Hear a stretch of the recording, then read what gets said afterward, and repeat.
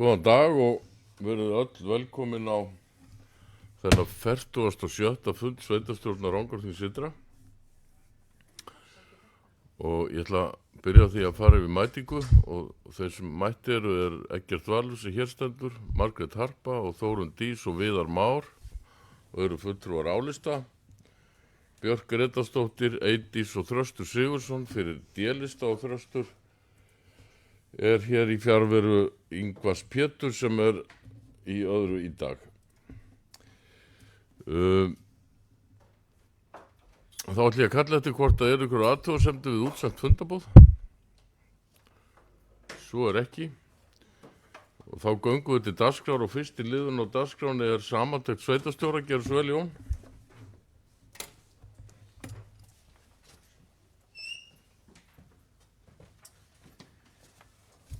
Já, góðan daginn.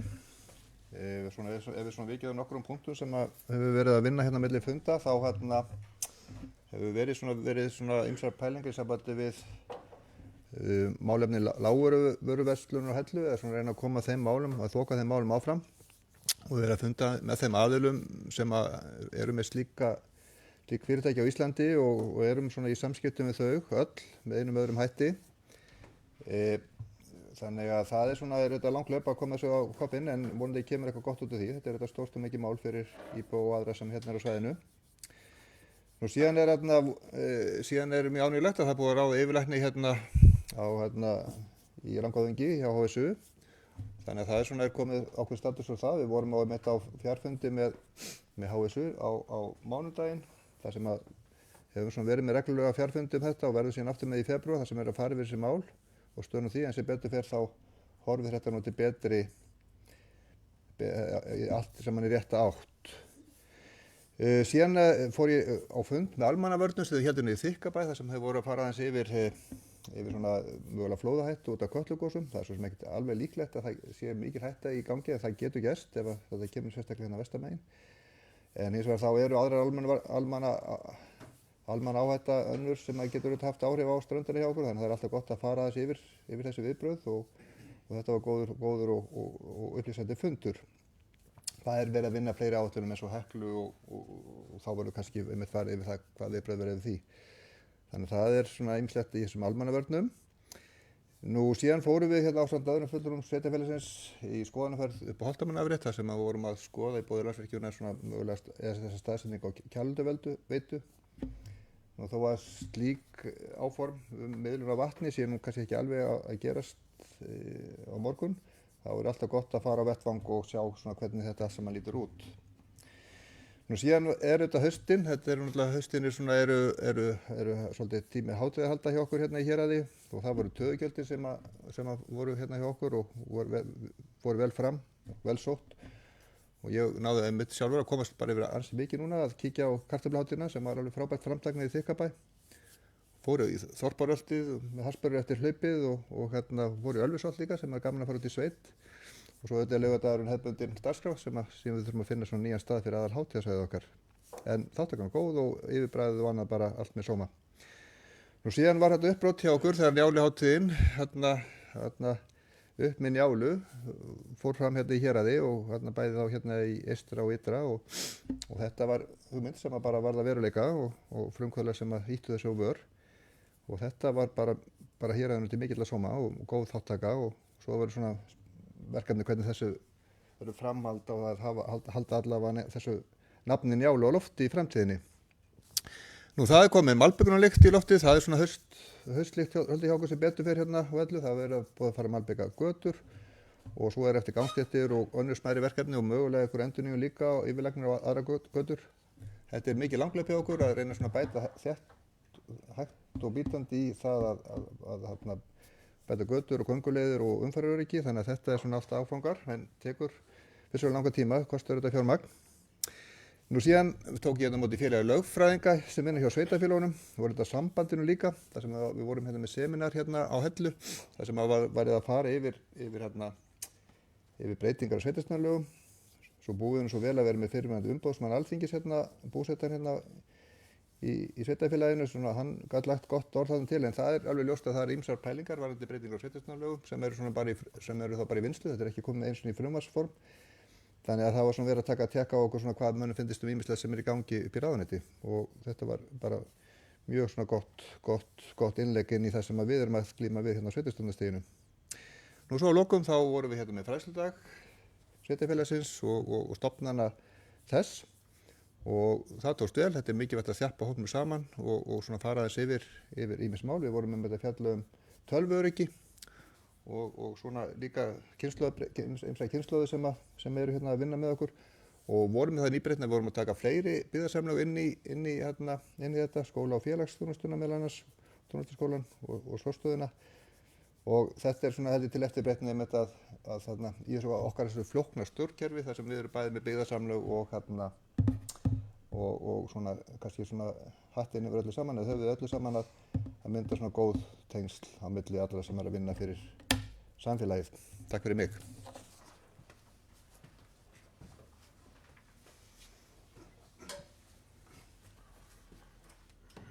Takk fyrir það, Jón.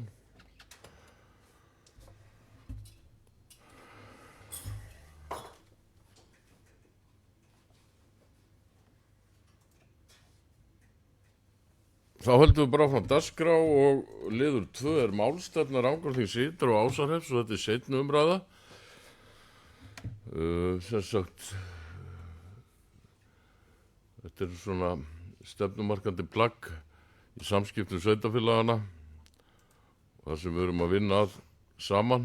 Ég ætla að gefa orði laust þessa málstefnu. Þetta er sem sagt endanlegt skjal ekki. En svo kemur fram í dagskrána að þetta séu drög, er þetta ekki endalegt skjaljón sem við erum að samþykja bara hérna núna? Óbreytt, nema að séu einhverjar tillögur að breytingum og orðalagi einhverju slíku. Það er enginn sem vil taka til máls, þannig að ég ætla að bera upp þessa sameiginlega málstefnu Rangárþings ytra og Ásarhrepps, sem geta samþykkt hana þess að gefa merki. Hún er samþykkt. Það er liður 3 sem er ársþing SAS sem að haldur verður núna 23. og 4. október á Kirkjubæjarklaustri og við ætlum að skipa hér fulltrúa sveitarfélagsins á þann fund og það er tillaga sem sagt að það verði Margrét Harpa, Viðar Már, Eydís og Björk og til vara Þórunn Dís, Eggert Valur og Ingvar Pétur. Er þetta komið? Þetta bæta við þetta eitthvað? Og Þröstur, Sigursson. Já, að breyta varamenn, heldur verðum að annarkvæmt að breyta að bæta við varamenn því að það er alveg ljóst að þeir komast hvorugur, sko. Já, en eigum við ekki bara samþykja þetta og annarkvort komast menn eða komast ekki, eða hvað? Kjörbréfið ræður náttúrulega, þannig að ef við mættum verið í sambandi við Jón það rétt áður þessa fulltrúa, ef við náum öðrum, sko. Já. Svavar, næstu menn bara. Og komast aðra menn ekki. En eigum við að skipa þá núna, nýja varamenn, ok, allt í góðu. Við göngum bara frá því eftir. Þessi getur samþykkt það er samþykkt. Þá er liður 4 hér sem að er hérna lánsheimild til lánasjóðs sveitarfélaga. Þetta er framkvæmdalán. Ég í stað þess að vera að lesa upp þetta allt saman og þá held ég biðja Jón bara aðeins að fara yfir þetta. Gjörðu svo vel, Jón.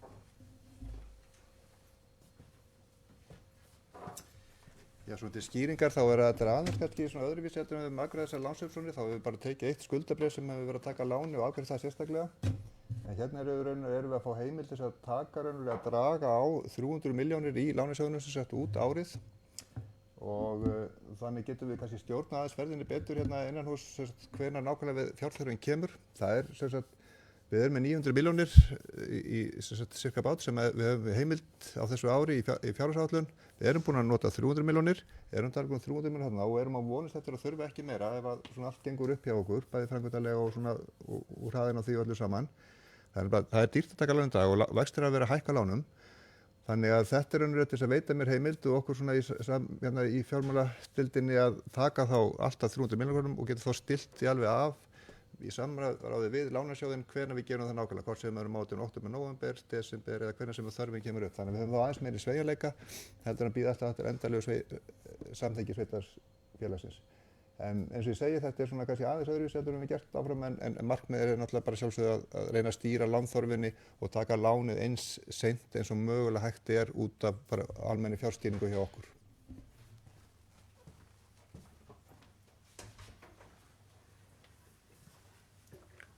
Takk fyrir þessar skýringar, Jón. Ef ykkur er sama þá held ég að ég sé ekkert að lesa þetta upp allt saman. Þannig að eru ykkur sem að vilja taka til máls? Þessi geta samþykkt það að taka þetta 300 milljóna króna lán eins og Jón var að lýsa, kannski einhvern tímann á næstu vikum eða mánuðum, vissulega gefa merki. Það er samþykkt. Þá eru liður 5 sem er eftirlitsnefnd með framkvæmd Hvammsvirkjunar. Þar er lagt til að verði skipaði 2 fulltrúar í eftirlitsnefnd vegna framkvæmdaleyfis vegna undirbúningsframkvæmda við Hvammsvirkjun. En framkvæmdaleyfi gildi til 11. janúar 2026 og það er tillaga að fulltrúar sveitarfélagsins nefndinni verði Magnús H. Jóhannsson og Ingvar Pétur Guðbjörnsson og til vara Eggert Valur og Eydís Indriðadóttir. Og gildistími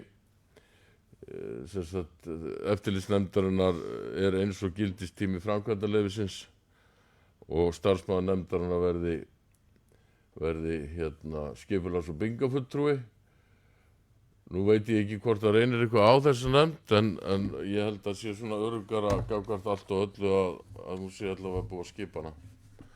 Hvort hún fundar á þessu tímabili verður svo bara komið í ljós. Ykkur sem vilja leggja orðið í belg, svo er ekki, þessi geta samþykkt þetta eins og gefa merki, það er samþykkt.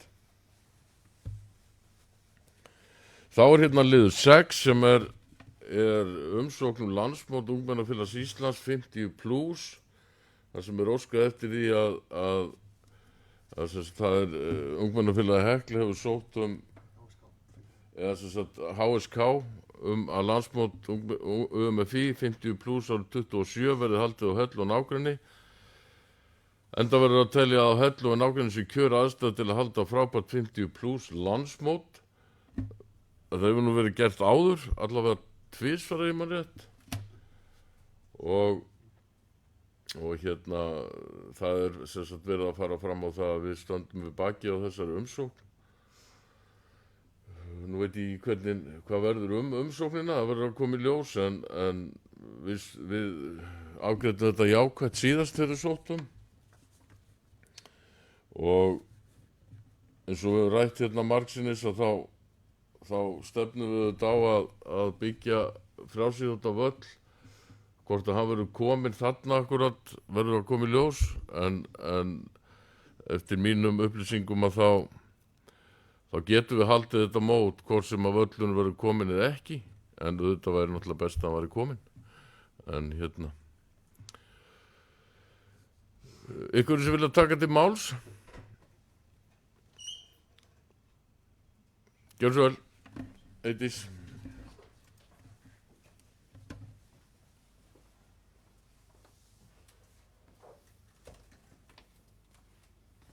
Já, oddviti fundarmenn, fulltrúar D-lista þeir taka þessari umsókn fagnandi að sjálfsögðu en við viljum bara minna á það að það er nauðsynlegt að gera ráð fyrir framlögum til uppbyggingar á svæðinu til þess að þetta geti orðið að veruleika.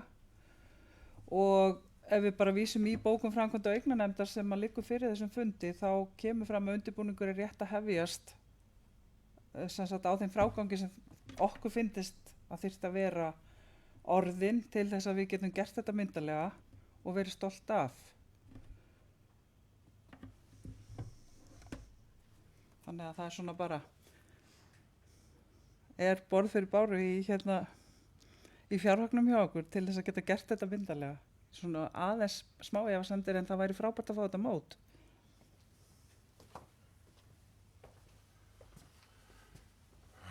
góð spurning, sko, við höfum verið að gæla við að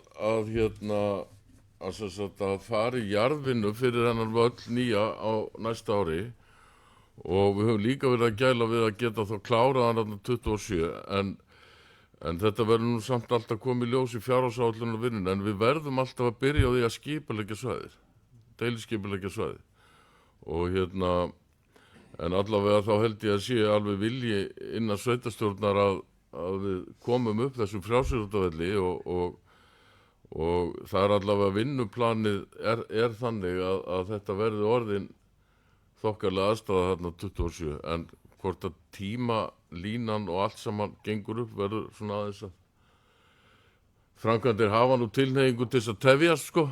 Við höfum séð það hér bara í skólabyggingunni og varðandi gervigrasvöllin og fleira þetta svona en það er gott samt sem að vera að hafa markmið og við allavega leggjum upp með það í fjárhagsáætlun og vinnu í haust að markmiðið sé að verði komið frjálsíþróttavöllur 27 en það er erfitt fyrir mig að standa hérna og lofa sko en við allavega gerum okkar besta. Þá ætla ég að bera upp hvort að það sé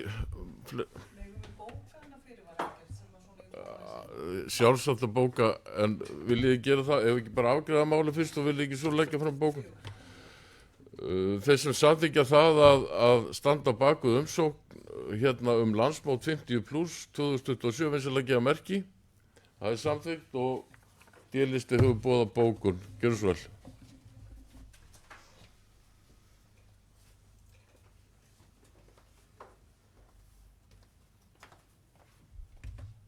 Já, oddviti fundamenn, bókunum myndi hljóða þennan hátt.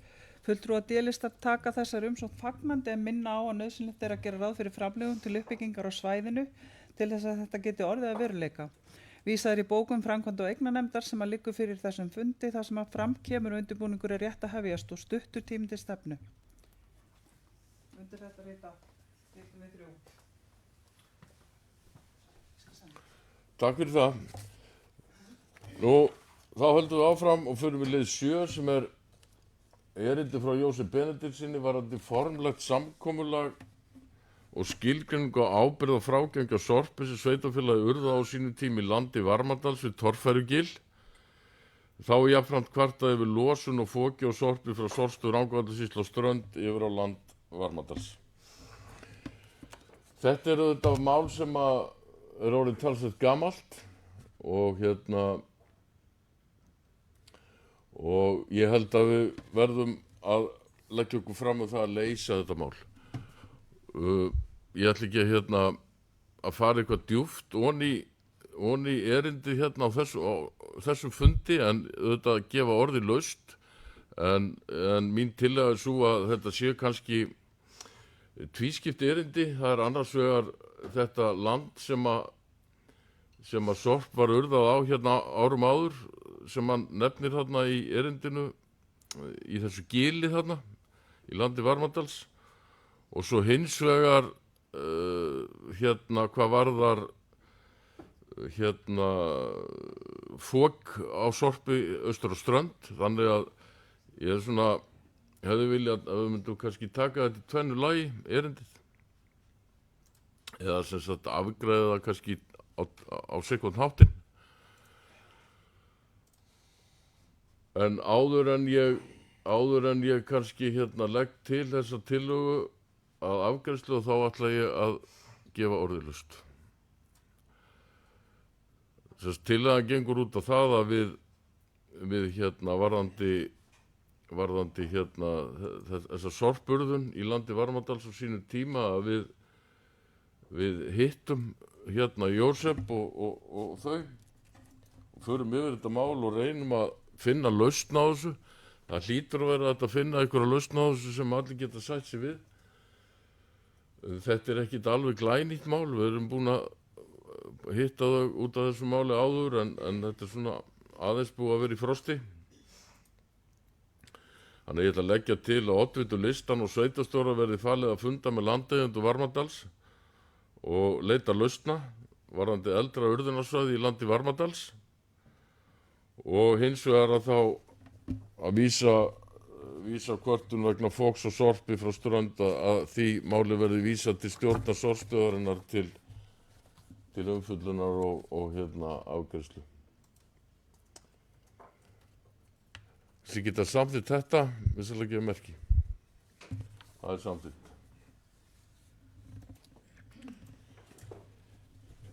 Þá er að liður 8 sem er lóðamál Dynskóla 45, þar sem er lagt fram erindi frá olíudreifingu varðandi ósk sveitarfélagsins á innlausn á lóðinni Dynskóla 45 á Hellu. Þar sem olíudreifing samþykkir innlausnina gegn því að lóðinni verði skilað í því ástandi sem hún er og félagið fái aðstöðu til að geyma lestuð eldsneytisflutningstæki á götunum við Dynskóla 53 auk þess sem félagið fái að gera snúningssvæði við enda götunar. Ég held að fá að Jón aðeins til að útskýra þetta. Hann er búinn að vera í mestu samskiptu við þá olíudreifingamenn. Gjörðu svo vel, Jón. Já, þetta máli er svona aðeins framhald líka að málið Reykjagarðs og stækkun þess og lóðanna í kringum Reykjagarða því að eins og komum fram á einhverjum fundinum að þá var búið að lofa þeim þessari lóð líka 45 síðan tíma og eins og sem búin að endurteka það og lóðlegssamningurinn við olíudreifingu hann hefði svona gilt svona cirka bát í 2 ár í viðbót ef ég man þetta rétt.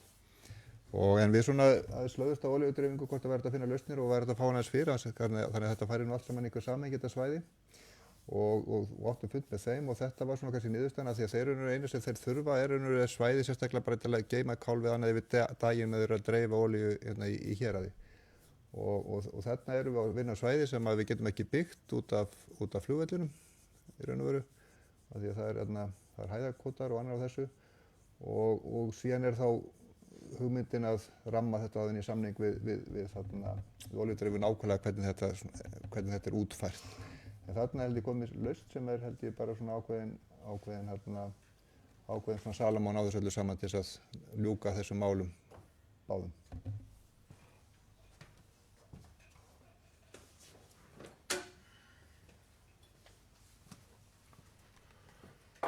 Ekki volið lausn, gerðu svo þröstur.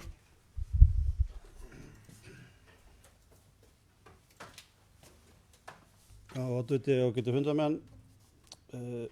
Bara svona til þess að skýra þetta örlítið betur, Jón.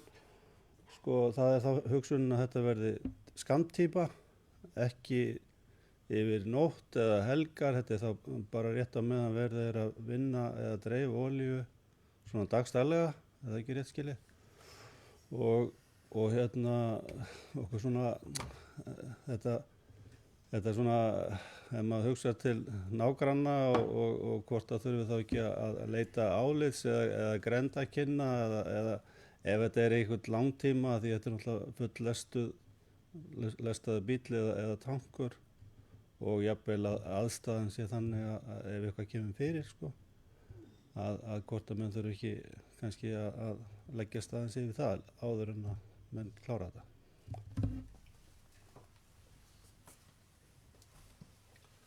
Takk fyrir það þröstur, eins og ég skil þetta þá er þetta miðað við að þetta sé bara yfir blá daginn, er það ekki sem þessi bíl er þarna eða er þetta hugsað til lengri tíma eða? Það er meginregla, það verður alltaf skilgreind í samningnum betur sko, þannig að það á að koma fyrir aftur sko.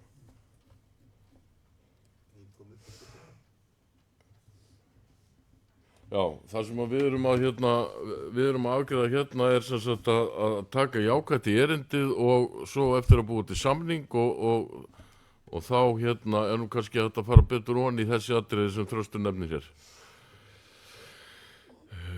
Ef við ekki afgreiða þetta með þeim hætti að við sem sagt tökum bara jákvætt í erindið og felum sveitarstjóra að gera drög að samkomulagi og síðan kemur það samkomulag hingað inn aftur til staðfestingar. Gjörðu svo vel.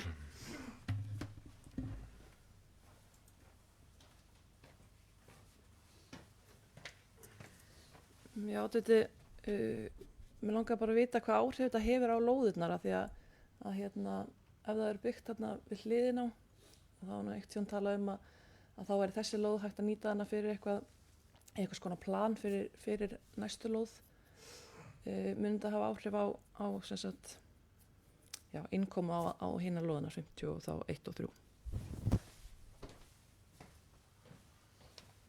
Takk fyrir þetta. Ég gerir bara ráð fyrir því þessu samkomulagi sem við gerum að það verði uppsagnar ákvæði, þannig að við getum þá bara sagt upp samningnum við olíudreifingu ef að kemur til þess að við útlutum þarna lóðum og þetta er eitthvað fyrir ykkur uppbyggingu og þá er það bara einfalt mál að segja samningnum upp og þá er þetta bara sögunni. Þetta er ekki hugsað sem langtíma ákvörðun.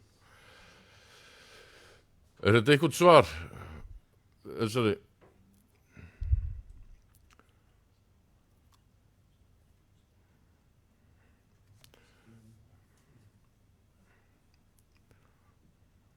En það eru auðvitað hluti af þessu öllu saman er náttúrulega verið að hliðra til fyrir Reykjagarð, sko. Þannig að þetta hangir saman, sko. En ég ætla að leggja til að við vísum til sveitarstjóra að vinna drög að samkomulagi eða samning varðandi þetta og hann verður tekið fyrir hér aftur þegar hann liggur fyrir.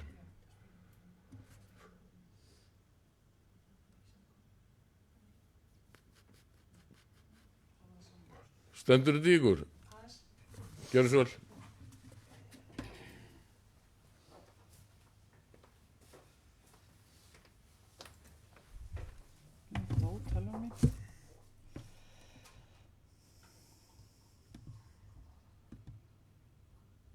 Þetta stendur svo mikið í tölvunni að hún dó bara hérna fyrir fram að nefða mig. Við.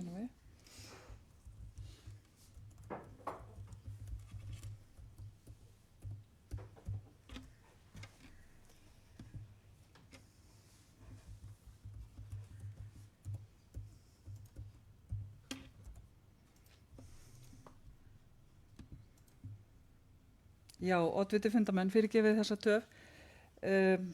Við erum svona bara með vangaveltur, við veltum fyrir okkur og boðum bókun það að fulltrúar D-listaðir velta fyrir sig hverjir hafa eftirlit með eldsneytisbirgðum sem að geymdar eru eldsneytisbirgðum sem eru geymdar í bifreiðum eða svona töngum og hvort það samræmis skipulagi svæðisins að heimila þess konar stöðuleyfi á fullastuðum bíl.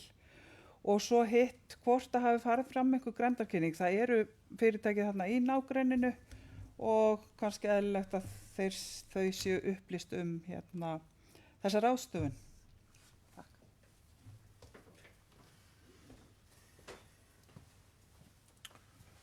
Takk fyrir það.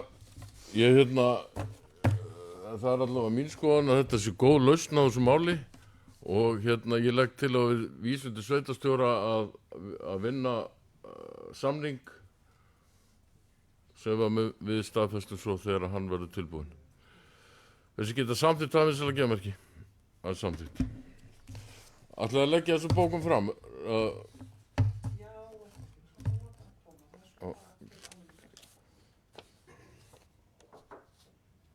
D-listinn er búið á bókun, gerðu svo vel.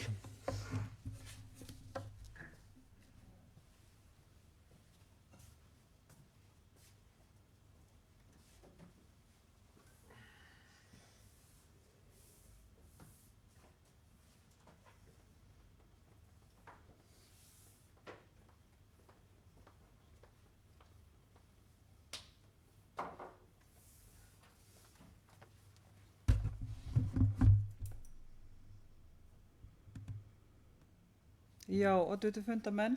Bókunin hljóðar þá á þessa leið fulltrúar D-lista velta fyrir sig hverjir hafa eftirlit með eldsneytisbirgðum sem að geymdar eru í bifreiðum, hvort það samræmis skipulagi svæðisins að heimila þess konar stöðuleyfi á fullastuðum bíl og hvort farið hefur fram grenndarkynning.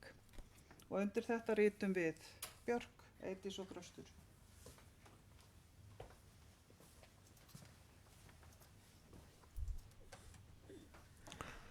Takk fyrir það.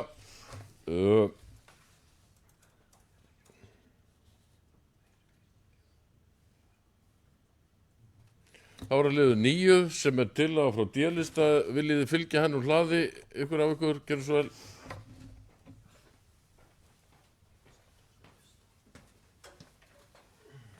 Já, oddviti, það er tillaga lækkun fasteignaskatts. Við höfum svo sem gert þetta áður og þetta er í rauninni svona áminning til okkar inn í fjárhagsáætlun og það hefur verið ágætis samhljómur þetta undanfarin ári sveitarstjórn. Við leggjum þess að til að við gerð næstu fjárhagsáætlunar verði komið til móts við íbúa og fyrirtæki vegna hækkandi fasteignamats með lækkun fasteignaskatts og eftir atvikum annara fasteignagjalda. Þannig að tekjur af viðkomandi stofnun verði sem næst óbreyttir á milli ára að teknu tilliti til verðbóta. Og eins og ég segi, þetta er í rauninni, þá vitum við það að fasteignamat eru auðvitað að hækka hjá okkur eins og hefur verið svona undanfarið og undanfarin ár og þetta er bara tillaga það og ég óska eftir, eða vonast eftir bara áframhaldandi samvinnu þetta.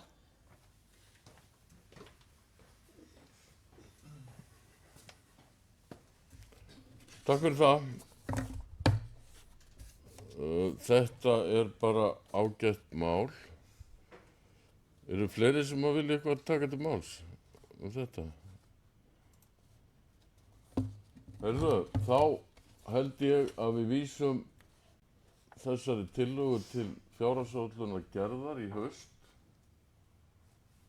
og fulltrúar álista hafa boðað bókun sem að hljóðar svo, eða kannski berið það upp að vísa þessi til fjárhagsáætlunar, þessi geta samþykkt tafelslega gemmerki, það er samþykkt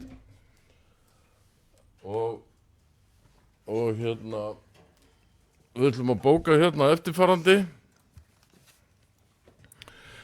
Undirrituð vísa til þess að máli hefur þegar verið tekið til umfjöllunar á 39. fundi byggðaráðs þann 25. júní síðastliðinn þar sem byggðaráð hafði fullnaðar umboð í sumarleyfi sveitarstjórnar. Á þeim fundi samþykkti byggðaráð samhljóða að endurskoða álagningarprósentu fasteignagjalda í tengslu við gerð næstu fjárhagsáætlunar. Að auki má nefna að á þessu kjörtímabili hefur álagningarprósenta fasteignagjalda verið endurmetin árlega til lækkunar í takt við hækkun fasteignamats í góðri samvinnu við gerð fjárhagsáætlunar hvers árs.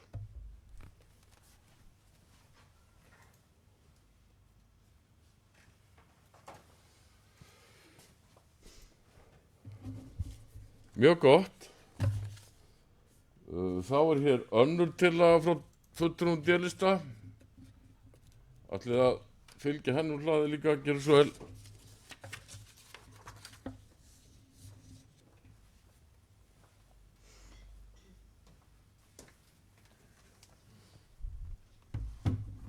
Já, oddviti fundamenn þessi tillaga, hún fjallar framlög til dagdvalar vegna fólks með heilabilun og tengda sjúkdóma og það er alveg klárt að dagdvalarúrræði eru á forræði sveitarfélagana og mikilvægt að sveitarfélagi standi undir skuldbindingum sínum hvað það varðar. Með því að létta undir hjúkrunarheimilin og tryggja aukið virknistarf í dagdvöl styður það við úrræðið ekki síst ef tekst að fjölga dagdvalarrýmum í framhaldi. Þá styttist vonandi í að búið verða rýmisgreina núverandi húsnæði á Lundi svo að hægt verða að marka dagdvölinni sér húsnæði þangað til að varanlegt úrræði fæst. Og þegar það gerist að þá er mjög mikilvægt að til staðar sé fólk sem er í föstu starfi og þegar við erum að tala þarna rýmisgreininguna þá erum við að tala í rauninni það sem var rætt í upphafi að núverandi húsnæði væri greint og möguleikar þess til þess að auka við starfsemina. Ég veit að það hefur verið skoðað en það liggur ekki fyrir þessi svokallaða rýmisgreining sem við vitum að er verið að vinna og væri fróðlegt að sjá hvað er í rauninni hægt án þess að og áður en það verður byggt við. Þannig að við sem sagt í rauninni bara viljum fylgja þessu eftir eins og við höfum verið að gera í rauninni stærstan hlutan af kjörtímabilinu inn í fjárhagsáætlanagerðina og við viljum líka benda á það að það er búið að auka við stöðugildi í nánast á öllum vígstöðum sveitarfélagsins á kjörtímabilinu þannig að þetta situr svolítið eftir og við viljum endilega að við hugsum til þessa aldurshóps núna í haust. Takk.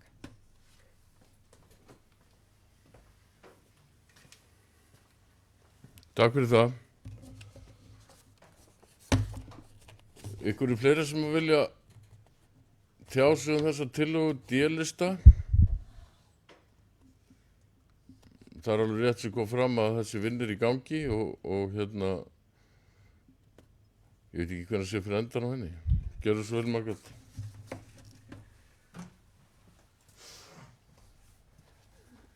oddviti og ágætu fundamenn.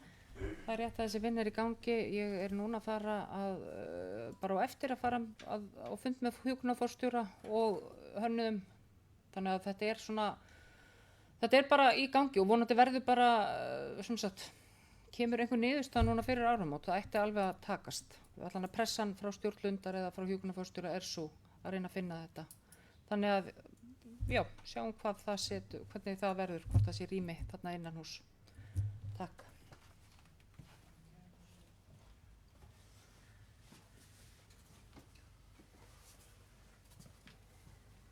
Takk fyrir það, Margrét.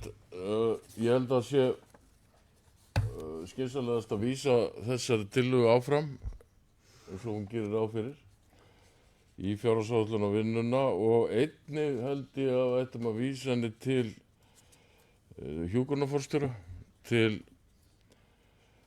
mér finnst sjálfsagt að hjúkrunarforstjóri hafi skoðun á þessu líka.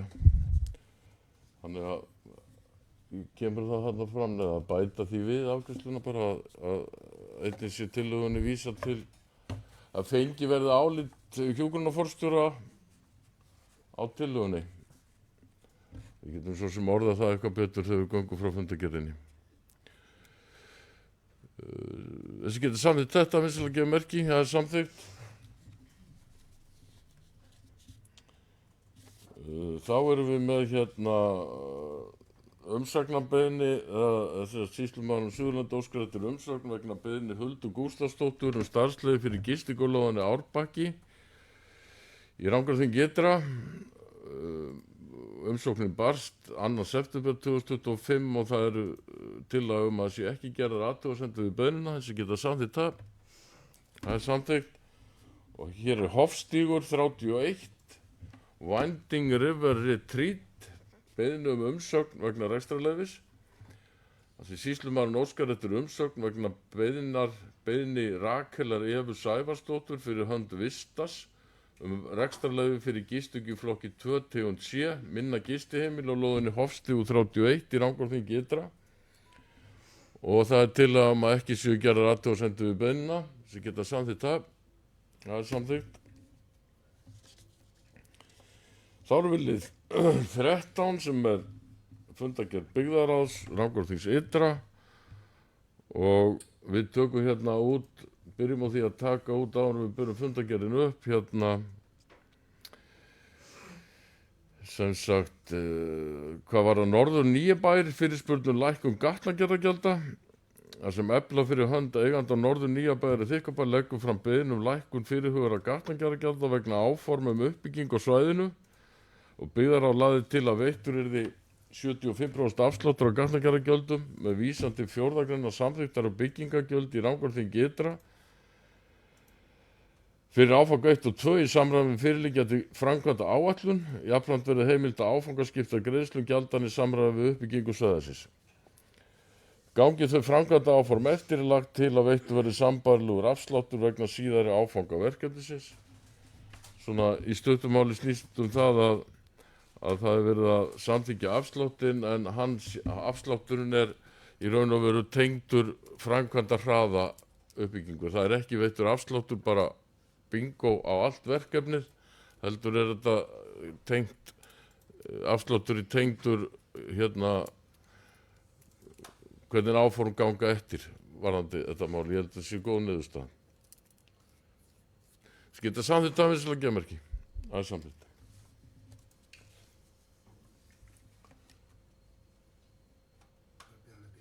Já, svo er það alltaf þá ætla ég að opna fyrir umræður byggðaráðsfundargerðina og ef það er ekki sem við takkum máls þá ætla ég að bera hann upp til staðfestingar þess að geta staðfest byggðaráðsfundargerðina. Hún er staðfest og þá erum við með framkvæmd og eignarnefnd.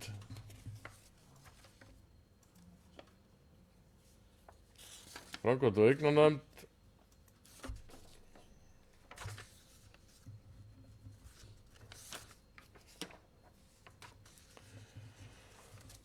Og við höfum sama háttinn á, tökum fyrst fyrir lið 14.5 í fundargerðinu, það er nýbygging leikskóla. þar sem að Tómas Haukur fór yfir stöðu hönnunar vegna byggingu og 3. áfanga við stækkun skólasvæðinsins á Hellu vegna leikskólans Heklukots. Hönnun skólans á lokastigi og gert ráð fyrir að henni verði lokið í seinni hluta október. Útboðsgögn vegna jarðvinnu eru klár og gert ráð fyrir að bjóða út jarðvinnu vegna versins í næstu viku, sem sagt í þessari viku. Gert ráð fyrir að fyrir hluta versins verði lokið miðjan desember og stemt að því að bjóða út burðarvirkjum áramót. Það er stemt að því að jarðvinnu verði lokið fyrir jól og burðarvirki búið út eftir áramótin. Laða fram niðurstöðu verðkönnunar í lóðahönnun leikskólans, lagt til að semja við landhönnun sem var lagsbjóðandi verkið. Ég ætla að gefa orðið laust. Gjörðu svo vel.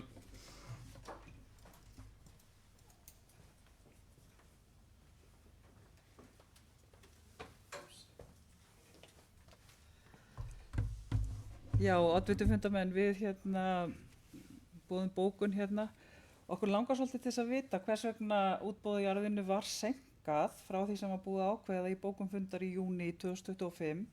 Það kemur þar fram í fundagögnum að hönnunargögnin voru tilbúin í júní, þannig að við erum svona bara að velta fyrir okkur af hverju þetta fór ekki bara á stað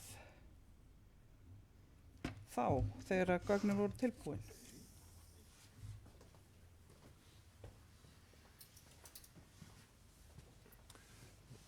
Takk fyrir það.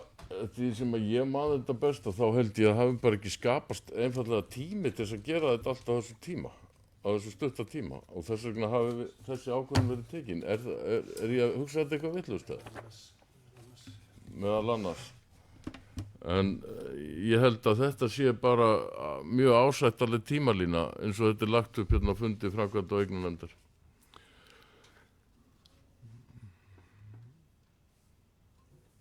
Jón, ert þú með eitthvað betri svör við þessari fyrirspurn? Nei. Heyrðu, allt í góðu, en þess að samþykkja þessa niðurstöðu framkvæmda og eign, gerðu svo vel.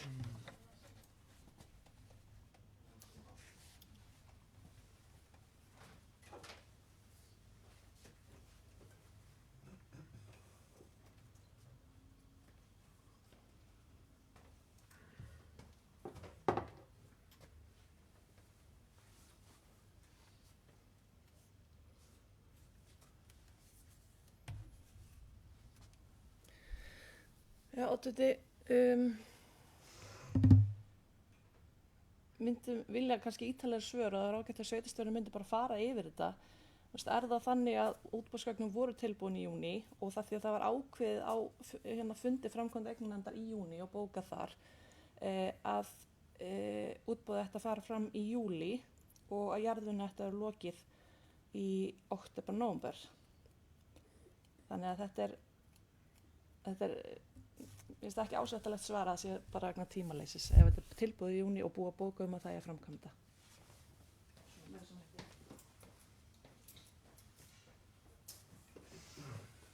Sko, það sem var bókað í júní að þetta ætti að vera lokið í október, nóvember. Hér er verið að tala að þessu verið lokið áramót, þannig að mér finnst þetta algjört smáatriði, svo ég segi bara fyrir mig. En ef ég man rétt þá held ég að hafa líka blandast inn í þetta að við vorum þessa töðugjaldaháttíð. Menn vildu kannski ekki hafa þarna jarðvinnu og jarðarask akkurát á meðan á henni stóð, þannig að þó að verkefni tefjist einhverjar nokkrar vikur út af þessum ástæðum sem ég hef nefnt finnst mér nú bara að vera algjör smáatriði, þó ég segi það bara alveg eins og er. En Jón, þú vilt fara eitthvað betur yfir þetta? Já, sko, ég get kannski ekki alveg svarið hvort þau voru nákvæmlega tilbúið þarna í júní eða ekki, eða hvort það verið að vinna lokadurróniðin. Þetta getur stundum verið svona eitthvað smáatriði í verkhönnunni eða útboðsgögnunum. En svo til viðbótar kannski þessu máli öllu, sko, og ég tek undir það að þetta er nú svona bara á réttri tímalínu. Það skiptir alltaf mestu máli leikskólinn kannski bara rísi á réttum tíma þegar það gerist. Við ræddum þetta þess að fundi framkvæmda eignarnefndarinnar bara út af verkefnastöðunni almennt í sveitarfélaginu og þessum verkum sem eru í gangi. Þeir eru náttúrulega með stórverkefni í gangi líka sem eru þá annar áfangi skólans og Gerðgarsvöllurinn Og svo líka höfðum við áhyggjur af því og við ræddum það inn í byggðaráði líka þegar við vorum að tala um fjárhagsáætlun og svona þegar við vorum að fara yfir ekstra yfirlitið og þegar við gerum það nú reglulega á fundi byggðaráðs líka reksturinn og stöðu fjárfestinga og framkvæmda og slíkt. Þannig að það blandast svona rauninu bæði inn á framkvæmda eignarnefndina og inn á byggðaráðið, verkefnastöðuna, lánsfjármögnun sem ég var að tala um áðan skilurðu, af því að þetta svona svolítið í syngi. Við erum sem sagt verkefna hlaðin svolítið og erum svolítið að síga eftir á í verkunum okkar líka. Það að teygja staðins á leikskólanum, það að teygja staðins á Gerðvíkarsvellinum. Það líka við höfum áhyggjur af því reynur sko að lánsfjármögnun, hvað lán eru dýrmætt, þannig að hver mánuður telur líka svolítið í bara hvernig fjármögnun sveitafélagsins sem sagt virkar. Ég held að loka markmið okkar alla sér bara að leikskólinn rísi sem sagt á þeim tíma sem við höfum að tala um 27, en við reynum að stýra bæði verkefna hraðinu líka í og með og fjármögnunni því að við þurfum að taka náttúrulega lán fyrir þessu meira og minna eins viskulega eins og hægt er. Þannig að þetta svona bland í poka en við höfum rætt þetta raun og veru sko bæði á fundum framkvæmda eignarnefndarinnar og fundum byggðaráðs þegar við erum að fara yfir raun og veru sko framkvæmda áætlunina, fjárhagsáætlunina, stöðun og henni, lánsfjármögnunina og svo framvegis. Þannig að og það sem er svo ekkert að tala um, planið einfaldlega að púðin verði komin þá tilbúin fyrir áramót og síðan verði þá bara farið í útboð á sökklunum og svo þarf að fylla inn í þegar sökklunir eru komnir. Þannig að þetta er fyrsti áfangi jarðvinnan, síðan kemur sökklanir og síðan fyllt inn í. Þannig að það sé svona góð samfelli í þessu. Þannig að ég held að þetta sé nú kannski svona svo skýring sem ég get nú gefið á þessu og þeir samtöl sem við höfum átt svona inn í kerfinu varðandi þetta mál.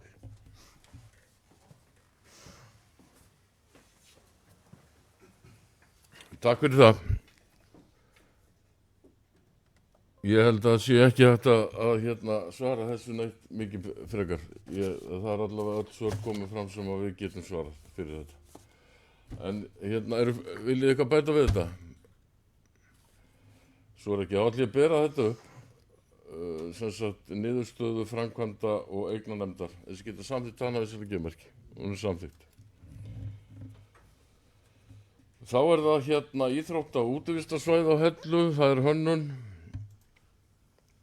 Það er sem sagt lögð fram vinnugögn sem unnin voru vegna hugmyndu nýting og nýju íþróttavallarsvæði á Hellu.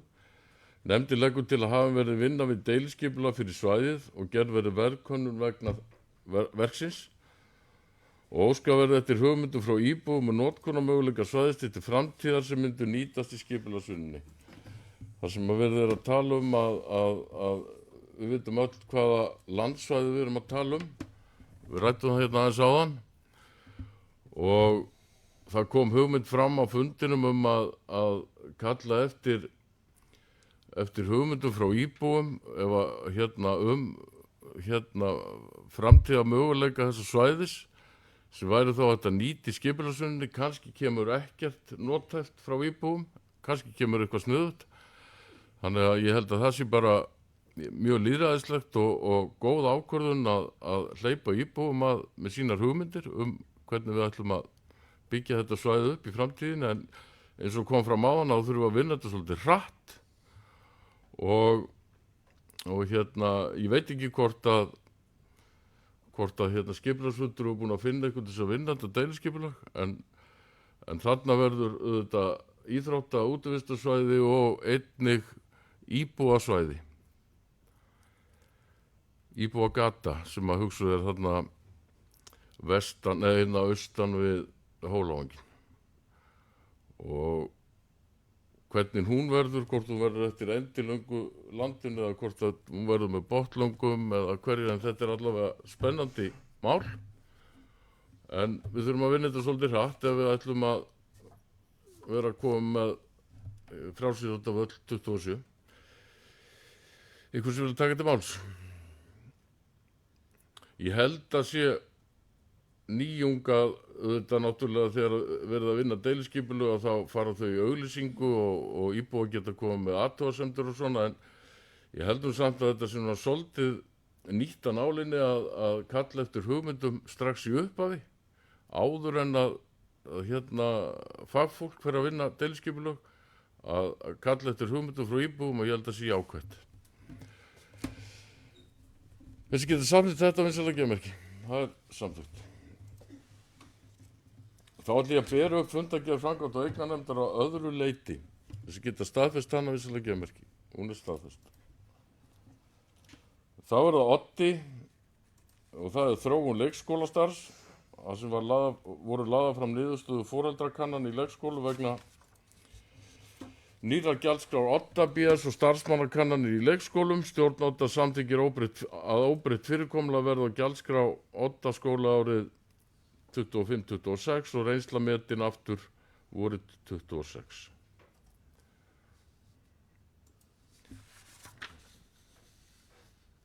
Ekki voruð laust þetta. Og þá er það fundagerðin í heild sinni sem geta staðfest hana vissulega geðmerki. Hún er staðfest.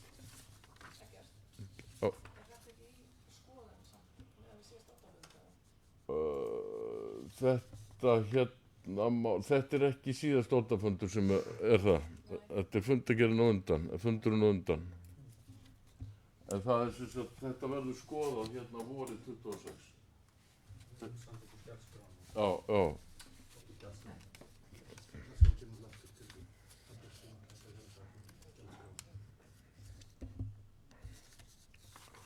Er eitthvað miskilningur í öllu eða gætlar það sem blaðsynni? Heyrðu, þá erum við með skipulags- og umferðarnefnd 16. fundur og við byrjum bara á því og hér fyrir hérna í fyrsta leið sem er Leynir 2. Já, það er fundagerðin sem var tekin inn í byggðar og það er fundur númer 16. Það er ekkert, hún er bara lögð fram í heild sinni, þessi geta staðfest hana vissulega geðmerki, hún er staðfest og þá er það fundagerð númer 17 hérna, skipulags- og umferðarnefnd. Og það er Leynir 2, skipulags- og umferðarnefnd gerir ekki athugasemd við áformuð landskiptinni fyrirhuguð heit og lóð og leggur til að landskipti verði samþykkt, geta samþykkt það er samþykkt. Það er Norður Nýibær landskipti. Nefndi gerir ekki athugasemd við áformuð landskiptinni fyrirhuguð heit og lóðum að leggur til að landskipti verði samþykkt. Það er samþykkt. Hægi Hallandi 2 landskipti, það er vegsvæði. Það sem nefndi gerir ekki athugasemd við áformuð landskiptinni fyrirhuguð heit og lóð og leggur til að landskipti verði samþykkt. Það er samþykkt. Það er Árbæjar Hellir land 2. Nefndi gerir ekki athugasemd við áformuð landskiptinni fyrirhuguð heit og lóð og leggur til að landskipti verði samþykkt og það er samþykkt. Heiðvangur 6-8, staðfesting á lóðamörkum. Nefndi gerir ekki athugasemd við afmörkun lóðarinnar og leggur til að landskipti verði samþykkt og það er samþykkt. Allt samþykkt.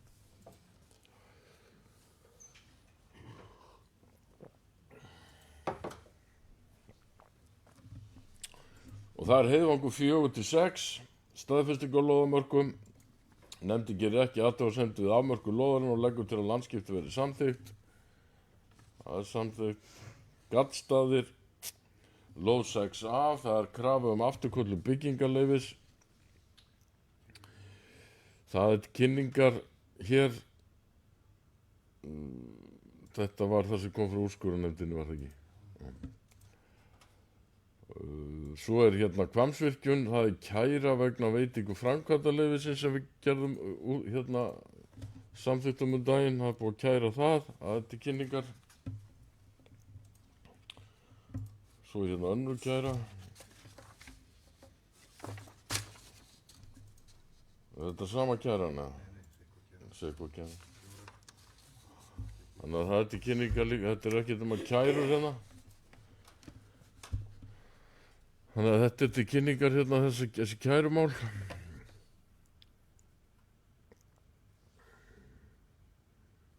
Það er ekki komin úrskurður frá nefndinni varðandi þessar kærur ennþá. Lítur nú að fara þetta í hús. Svo er það umferðarmál. Það er staða mála, farið yfir stöðu mála, farið yfir uppfærða stöðu verkefna, bæta þarf í vinnuskjal umferðarmála stöðun á uppsetningu hraðamerkinga bæði á Hellu og í Þykkvabæ og skoða þarf ástandi Þykkabæ varðandi umferðarmerkingar almennt. Samþykkt það er samþykkt. Svo er það hérna Fúsaróló, þar sem hafa verið hugmyndir að gera það svæði að einhvers konar svona útivist eða listigarði. Nefndin tók vel í hugmyndina og telur hann að rúmast innan skipulagsskilmála, lagt til að skipulagsfulltrúar og markas- og kynningarfulltrúar verði falið að fullvinna tillögun í samráði við markas-, menningar- og jafnréttismálanefnd og kynna hana nærliggjandi lóðarhögum og setja inn í vinnu við yfirstandandi hverfisskipulag. Það er samþykkt. Bjallavað, deiliskipulag Áningastaðar, þar sem nefndin fór yfir framkomnar umsagnir. Nefndin telur að búið sé að taka tillit til framkomnar athugasemdir fyrirliggjandi tillögu og leggur til að tillagan verði send skipulagsstofnunar til endanlegrar afgreiðslu. Sem geta sagt það er samþykkt. Þá er að Dynskóla 48, það er framkvæmdarleyfi vegna færslu hitaveitulagnar. Nefndin telur að umrædd framkvæmd sé ekki til þess fallin hafa neikvæð áhrif á umhverfið og skuli því ekki háð mati á umhverfisáhrifum. Skipulags- og umferðarnefnd leggur því til að veitt verði framkvæmdarleyfi til umsækjanda á grundvelli 5. greina reglugerðar framkvæmdarleyfi og felur skipulagsfulltrúa að afgreiða málið. Þetta tengist stækkun Reykjavíkurgarðs. Getur sagði það vissulega gefa merki. Það er samþykkt. Hagi við Selfjall 2, breyting á landnotkun í landbúnað. Nefndin samþykkir tillögum til auglýsingar í samræmi við 31. grein skipulagslaga en áður en hún verði kynnt í samræmi við 2. málsgrein 30. grein og sömu laga. Nefndin telur nægjanlegt að kynning tillöguna fari fram á heimasíðu sveitarfélags og að kynning standi fram til lok dags 9. september. 9. september í liðin. Þessi geta sagt þetta. Það er samþykkt. Rafstrengur við Laufafell, það er til kynningar. Svo koma hérna umsóknir það er Kjarralda 1 og það er Kjarralda 3 og Lyngalda 3 og Lyngalda 2. Er ekki eins afgreiðsla á öllum þessum lóðar umsóknum? Ekki þristinum. Ekki þristinum? Lyngalda 3, Bjargsmálið.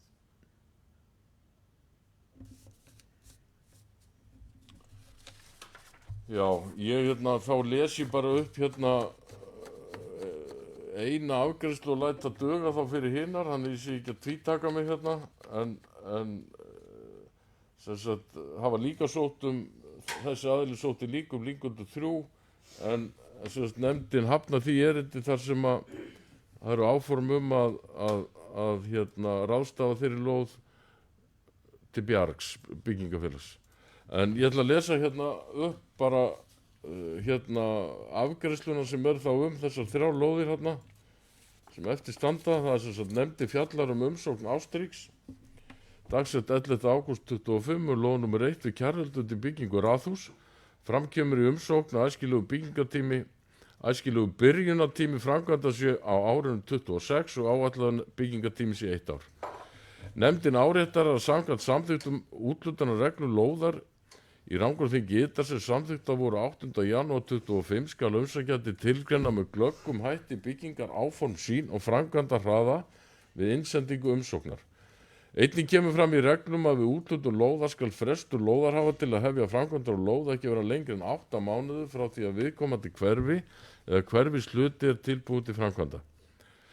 Nefndin telur að þau gögn sem lögð hafa verið fram með umsókninni uppfylli ekki skilyrði nægjanlega skýra tímasetningu framkvæmda. Það er ekki talið nægjanlegt að tilgreina einungis að æskilegur byrjunartími framkvæmda sé 2026 þegar umsóknin tekin til afgreiðslu í september 2025. Nefndin felur skipulagsfulltrúa að kalla eftir frekari upplýsingum frá umsækjanda framkvæmda áform og tímasetningu framkvæmda áður en tekið verður endanleg afstaða til umsóknarinnar og næsta fundi nefndarinnar.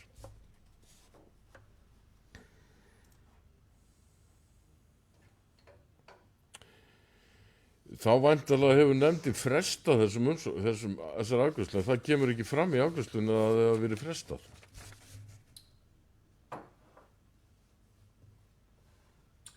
Nei, það er ekki bókað. Það er ekki útlutað, en það er ekki bókað að þessu hafi verið frestað.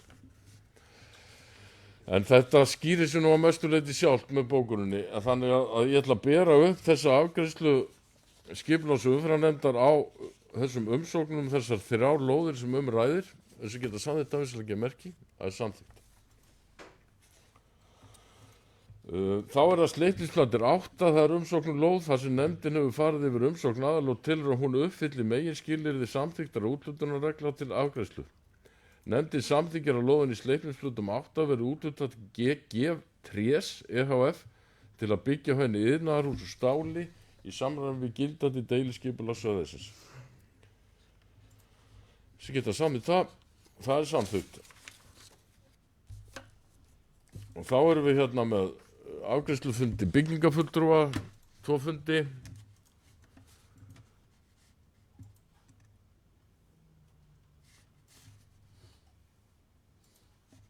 Og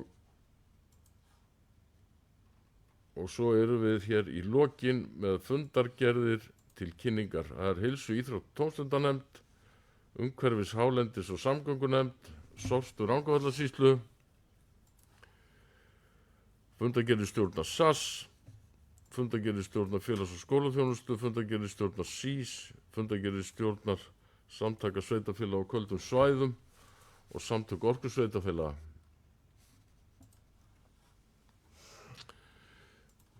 Mér getur kannski komið að hérna smá útskýringu varðandi hérna fundargerð Sórstöðarinnar að þá framkvæmdastjórinn sem við réðum í vor var ráðinn til 6 mánaða, hann hefur óskað eftir því að framlengja ekki ráðningarsamningnum sínum, þannig að hann hætti störfum núna 1. október og það er í loftinu auglýsingum nýjan framkvæmdastjóra sem að hérna rennur út 15. september minnum mig. Og hérna þannig að við erum að leita nýju framkvæmdastjóra fyrir Sórstöð Rangárvallasýslu. Þetta er alveg svona verið það helsta í þeirri fundargerð. Ykkur sem vilja taka til máls.